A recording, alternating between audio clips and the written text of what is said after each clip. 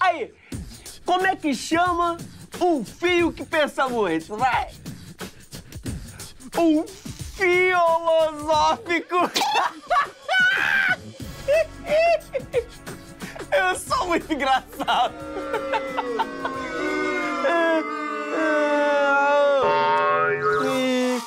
Então roda essa vinheta, então.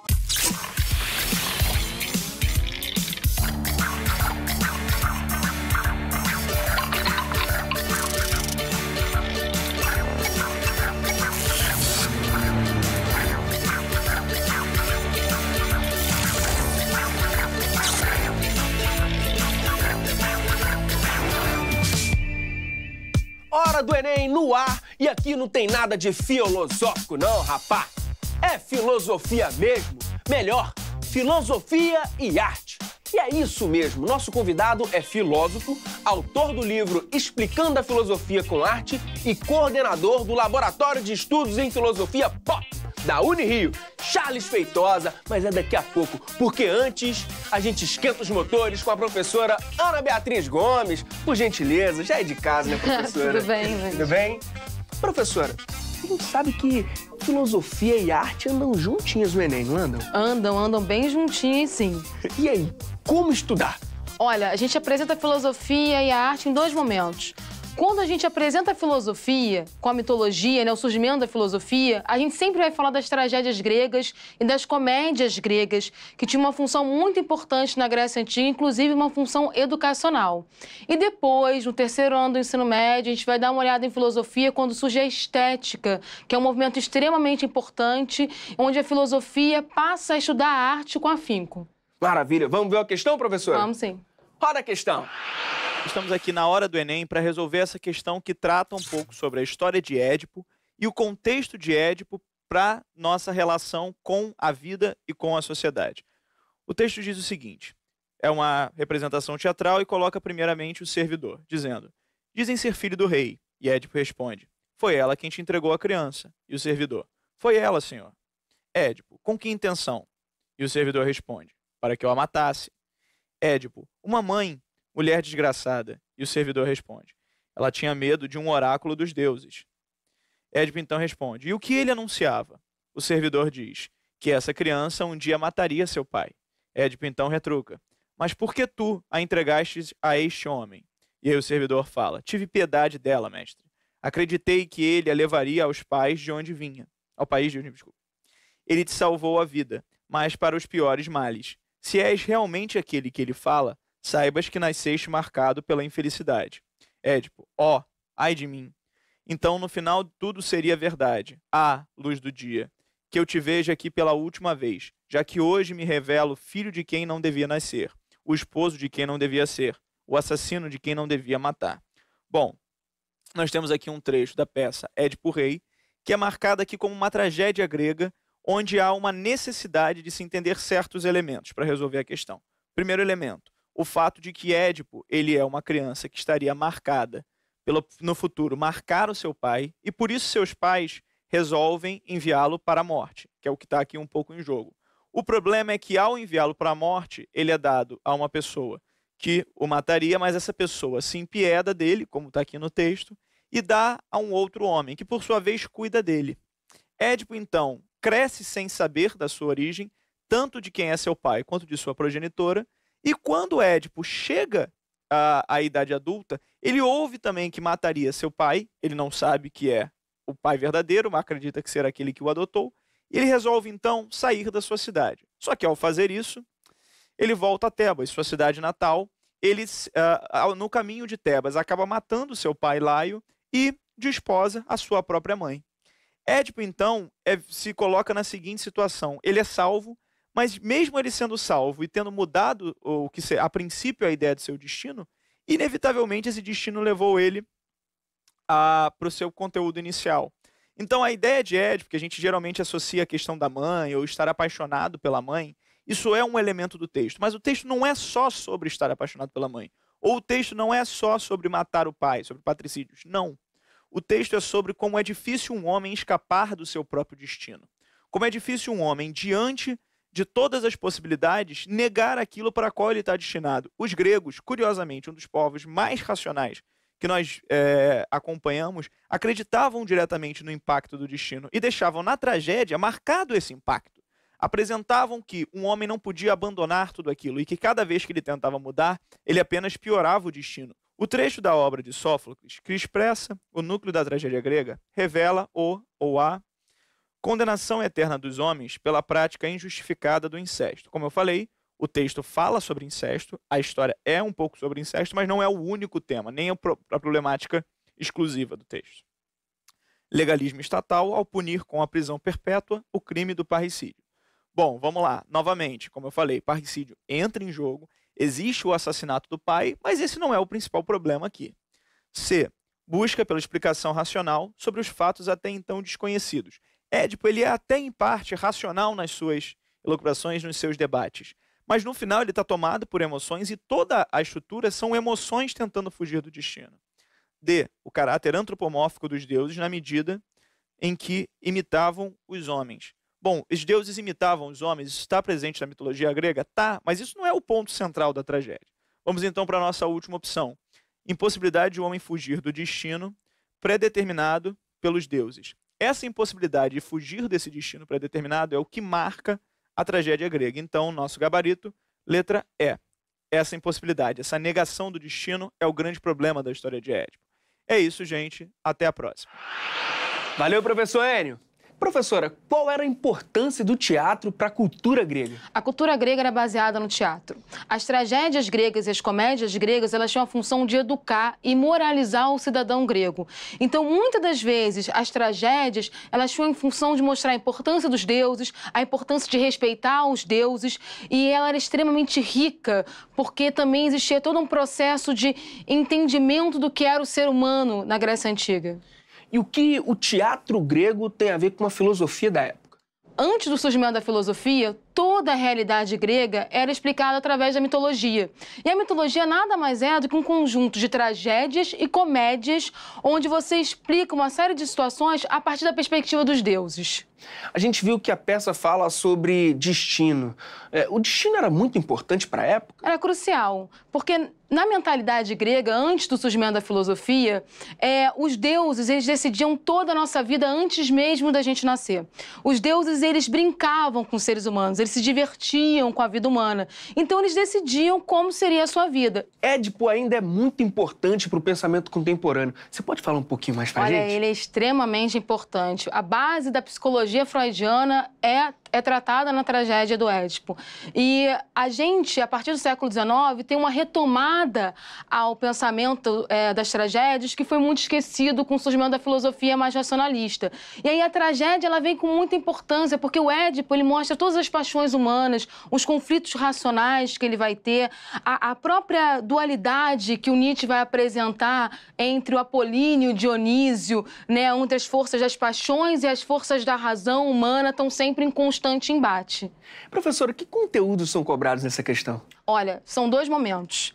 A gente vai falar muito em tragédia grega quando apresentar a filosofia para os alunos, apresentar esse mundo mitológico, apresentar que esse mundo mitológico é rico sim e que a filosofia ela não vai destruir esse mundo mitológico, vai se somar. Então a gente vai falar das tragédias gregas. A gente acaba tratando muito algumas tragédias como Troia, entre outras, a Ilíada, que são tragédias mais conhecidas. E também a gente vai ter de novo esse momento no terceiro ano do ensino médio, quando a gente começa a tratar a estética, né? Porque quando Nietzsche retorna o pensamento da tragédia grega com o nascimento da tragédia e o próprio Hegel funda um novo conceito de belo, então a gente vai ter um estudo da estética mais profunda. E, de uma certa forma, se hoje em dia a gente tem Picasso como arte, é porque a filosofia abriu essa visão do que é o belo.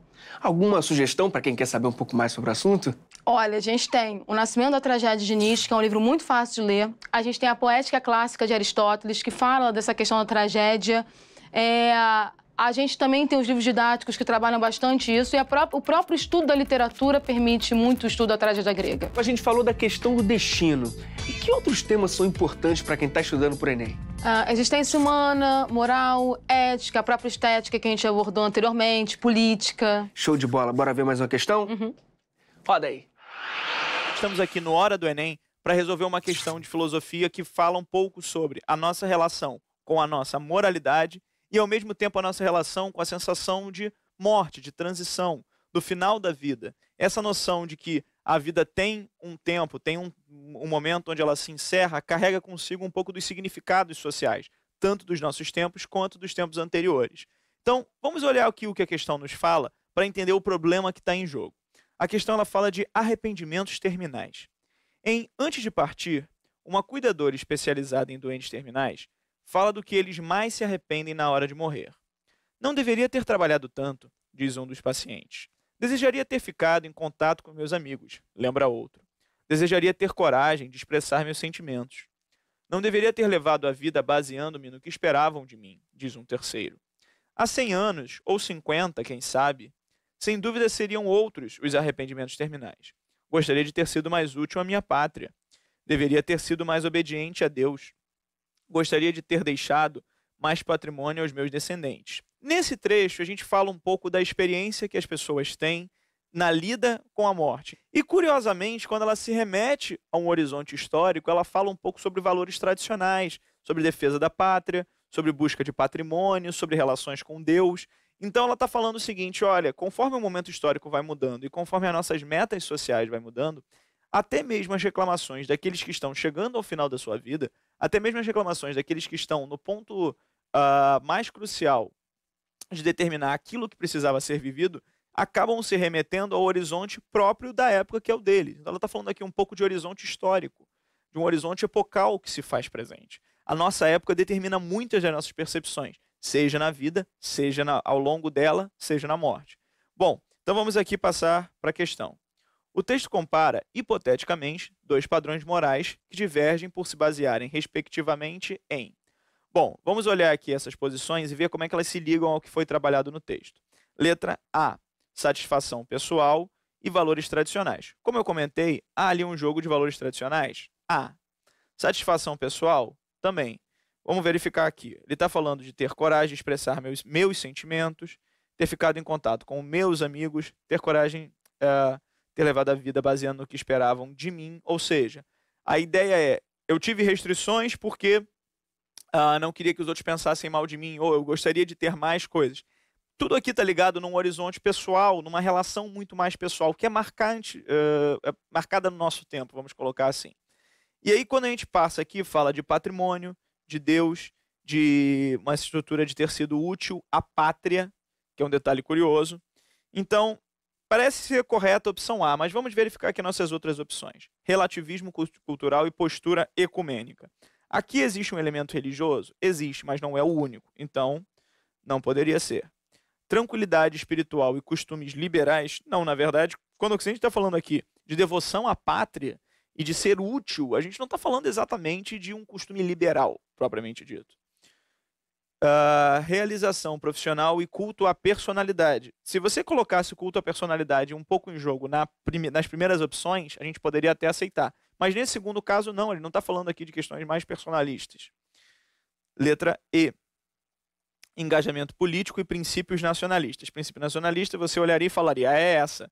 Mas aqui, em nenhum momento nas primeiras opções se fala de política. Em nenhum momento política está aqui em jogo. Então, nosso gabarito, a letra A. Foi completamente fora, meu círculo. Satisfação pessoal e valores tradicionais. É isso, gente. Até a próxima. Muito obrigado, professor. O que o candidato precisa saber para acertar essa questão? É importante que o candidato domine questões sobre moral, né? Ele teria que ter um conhecimento sobre a ética de Aristóteles, moral em Kant e também um conhecimento sobre Habermas. Esses são temas fundamentais para a filosofia, né, professora? Que autores nos ajudam a entender? Olha, no caso dessa questão específica, que fala da existência, mas fala da finitude da existência, a gente pode falar do Schopenhauer, que caiu ano passado, inclusive, no Enem, com uma questão ligada a prazeres. A gente pode falar do Kierkegaard, que fala do existencialismo, apresenta o existencialismo. Depois o Sartre também, na filosofia contemporânea, quando ele apresenta as questões da existência. E no caso da moral, a gente pode falar também do Aristóteles, e do Habermas. Mas não são textos complicados, professora? Olha, aparentemente sim. Mas, por exemplo, no caso do Sartre, a principal obra que é tratada no ensino médio é uma palestra dele chamada Existencialismo e o Humanismo, que é de fácil entendimento e que ele tem várias entrevistas. No caso do Schopenhauer, a gente vai fazer pontuações. No Kierkegaard, a principal obra dele, lida pelas pessoas, é o Diário de um Sedutor, que a gente até comenta que é praticamente literatura. No caso do Aristóteles, a gente trabalha muito a questão da ética no primeiro ano do ensino médio, e o A Ética Nicômaco é um livro de fácil entendimento. E no caso do Habermas, por ele ser um filósofo contemporâneo e também um sociólogo, a gente tem várias palestras dele no YouTube, a gente tem artigos em revistas, então fica mais fácil o entendimento. Professora, mais uma vez, muito obrigado pela sua presença e toda a ajuda. Obrigada. O que te vem à mente quando eu falo a palavra filósofo? Pensou no velhinho de barba branca com a mão no queixo olhando pro infinito? Presente! Então tá na hora de rever seus conceitos. Dá pra fazer filosofia assistindo desenho animado, andando de skate, ouvindo rock and roll. Duvida? O filósofo Charles Feitosa te mostra. Ele é autor do livro Explicando a Filosofia com Arte, professor da Unirio e coordenador do Laboratório de Estudos em Filosofia Pop. Seja bem-vindo, Charles. Opa, tudo bem? Beleza. Obrigado, prazer. Prazer é todo nosso. E aí? Que história é essa de filosofia pop? Não fui eu que inventei isso aí. Eu roubei esse nome de um filósofo francês chamado de Deleuze, já morreu. Só que esse cara falou isso, mas nunca disse exatamente o que era. E aí eu corri um pouco atrás e descobri que ele estava falando mais da arte pop dos anos 50 do que da música pop, essa que é meio pasteurizada, industrializada. E aí eu comecei a fazer uma pesquisa em cima disso, desenvolvi uma ideia de que existem dois tipos de pop, Pop 1 e Pop 2. Pop 1 é a arte pop, Pop 2 é a música que você faz rápido e esquece rápido.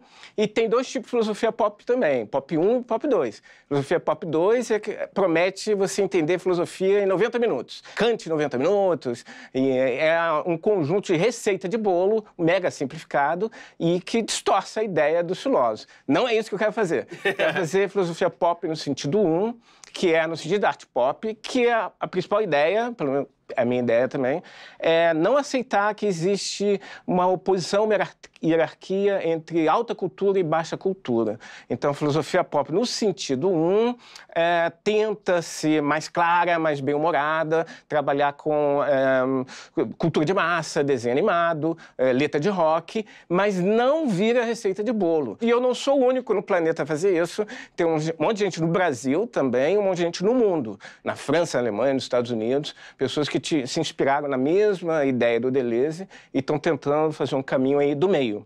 E qual a importância de olhar para a filosofia dessa forma? A filosofia é fundamental para ter um olhar crítico em relação ao que está acontecendo, principalmente em época de ditaduras, de guerras e por aí vai. Mas o problema é que a palavra filosofia, o filósofo, você perguntou a imagem que você tem do filósofo, é o cara velho, a imagem do filósofo é associada a um cara muito erudito, um cara muito sábio, a tal ponto que nem os meus colegas da filosofia têm coragem de dizer que são filósofos. Quando pergunto para ele o que você faz, eu sou professor de filosofia. Meus alunos não têm coragem de dizer que são filósofos. Eles dizem, eu sou estudante de filosofia. E tem gente que diz que gosta de filosofia, mas ninguém tem coragem de dizer que é filósofo, porque virou um sinônimo de alguém que sabe muito, é um cara especial, um cara muito erudito. E é estranho, porque a origem da palavra filósofo tem a ver com uma certa consciência de ignorância. Lembra da etimologia, é gostar de saber, querer saber. Então, o que define um filósofo originariamente é eu sei que não sei, e por isso eu quero saber. E a diferença do filósofo em relação ao não filósofo o não filósofo não sabe, mas não sabe que não sabe, e aí acha que sabe. Então, o encontro do filósofo com o não filósofo é o filósofo tentando mostrar para o não filósofo que ele não sabe nada também. Que ele tem um monte de certezas, mas essas certezas podem ser colocadas em dúvida. Então, a ideia da filosofia pop é retomar um pouco ao sentido até mais originário da filosofia, que é pensar, não é essa coisa grandiosa, assustadora, não são semideuses, não são pessoas de um QI excepcional, mega talentosa. Qualquer pessoa pode fazer filosofia, desde que arrisque colocar em dúvida as suas certezas. Professor, como funciona o Laboratório de Estudos em Filosofia Pop? Esse é um grupo de pessoas que se organizou, está sediado na Unirio, Universidade onde eu trabalho, e a nossa ideia é fazer experimentações nesse trabalho meio interdisciplinar, filosofia com arte, filosofia com ciência. Então, são vários professores, vários estudantes do país inteiro. A gente já organizou um simpósio internacional, mas a gente tenta também fazer filosofia de outras maneiras. Aliás, a gente tenta fazer filosofia sobre temas que a filosofia não costuma trabalhar, que é coisas ligadas ao corpo, que a filosofia não presta muita atenção, coisas ligadas à vida cotidiana, a filosofia também não olha com muito, não acha isso muito digno, mas também tentar fazer de outra maneira. A filosofia geralmente é muito blá, blá, blá, muito texto difícil, e a gente tenta experimentar se juntar com coreógrafo, com dançarino, com dança de rua, com a galera de cinema, com a galera de vídeo, e desses encontros surgir uma arte que pensa, um pensamento que se move e que age. Essa que é a ideia. E você escreveu o livro Explicando a Filosofia com Arte. Olha o livro aqui. Professor, como a arte ajuda a explicar a filosofia? Aproveitando aí o título do seu livro. Olha, bem a ideia do livro é que não fosse explicando a filosofia através da arte, mas com arte. Alguns filósofos até usaram a arte para ilustrar ou exemplificar seus conceitos. Mas a minha ideia não é só fazer isso. Eu acho que a arte pode ser mais do que um exemplo. Ela pode nos guiar para lugares que a gente não tinha imaginado chegar. Então, esse livro é uma espécie de introdução à filosofia para leigos, jovens de qualquer idade, fazendo parceria tanto com a arte, que supostamente erudita, Beethoven, Mozart, Shakespeare, quanto com a cultura de massa, que para essa concepção tradicional não tem valor. Então, é Mafalda, os Simpsons, letra de rock, letra de samba, e sempre a ideia é, a gente não está usando isso só para explicar o que os filósofos dizem, mas a gente pode aprender com que esses caras têm a dizer. Professor, além de ensinar na graduação de filosofia, você também dá aula em uma pós-graduação de artes cênicas. Isso tem sido uma experiência bem legal, mas uma experiência difícil também. É uma relação de aproximação, mas uma relação também de tensão. Porque do mesmo jeito que os filósofos gostam de... Vou guardar o livro aqui. Gostam de... às vezes usar a arte só como ilustração, só como exemplo, muito artista gosta de citar filósofo só para parecer intelectual, né? Então pega uns conceitos e isso vira um pouco lugar comum e às vezes nem sabe muito bem do que está falando. Mas a ideia é fazer um encontro e eu também estou muito aberto para o encontro. Então primeiro começou assim, eu ensinando filosofia para o pessoal de artes que queria fazer uma conexão, mas aos poucos eu fui aprendendo também com os artistas sobre o que eles estavam fazendo e aos poucos foram surgindo parcerias. Eu fui consultor, uma espécie de consultor filosófico para alguns coreógrafos importantes aqui do Rio de Janeiro, como a Micheline Torres, o Bruno Beltrão, que é da Companhia de Dança de Rua de Niterói, que é um cara que é famoso no mundo inteiro. E aí comecei a participar do processo criativo, acompanhar 1 ano, 2 anos, todo o processo. E isso me fez estar mais junto dos artistas e não ficar só falando de fora. Mas agora eu já estou numa terceira fase, que eu já estou fazendo filosofia enquanto arte, ou seja, usando o que eu aprendi com os artistas como uma pesquisa de outros meios de fazer filosofia, não só com verbal e texto, mas filosofia como performance. E para quem se interessou e gostou e quer ter um olhar mais pop para a filosofia? Eu recomendaria pelo menos 2 livros que eu acho que seriam bem legais, para quem quiser ter um acesso. São 2 Robertos. Um Robert Pirsig, um filósofo norte-americano, que escreveu em 74 um livro chamado Zen e a Arte de Manutenção de Motocicletas. E é uma história autobiográfica de um professor de filosofia, como eu, que trabalhava na universidade, e que um dia cansou da vida acadêmica, largou tudo, pediu demissão, comprou uma moto, colocou o filho de 10 anos na garupa e atravessou os Estados Unidos de costa a costa na moto. E ele escreveu um livro relatando essa viagem, a Filosofia on the Road. E um outro que estaria mais ligado à cultura brasileira, também é um livro da década de 70, de um outro Roberto, um cara chamado Roberto Gomes, que ainda está vivo, e que em 77 lançou um livro chamado Crítica da Razão Tupiniquim. E é um livro que, na época, também causou muito alvoroço, já tem 15 edições desse livro, agora nem tem sido tão comentado, mas é uma abordagem muito interessante da questão como que é fazer filosofia filosofia no Brasil, quais são as nossas possibilidades, o que a gente tem que tomar cuidado, não ficar muito só comentando os autores da Europa, quais são os nossos problemas. Ele fala muito, por exemplo, sobre a questão do jeitinho brasileiro como um tema que a gente deveria abordar na filosofia, né, as vantagens e vantagens éticas do jeitinho, da gambiarra e por aí vai. Não tenho como agradecer. Muito obrigado pelo papo. O convite. Tá vendo? A filosofia tá em todo lugar, até no Enem. Bora filosofar sem medo e até a próxima!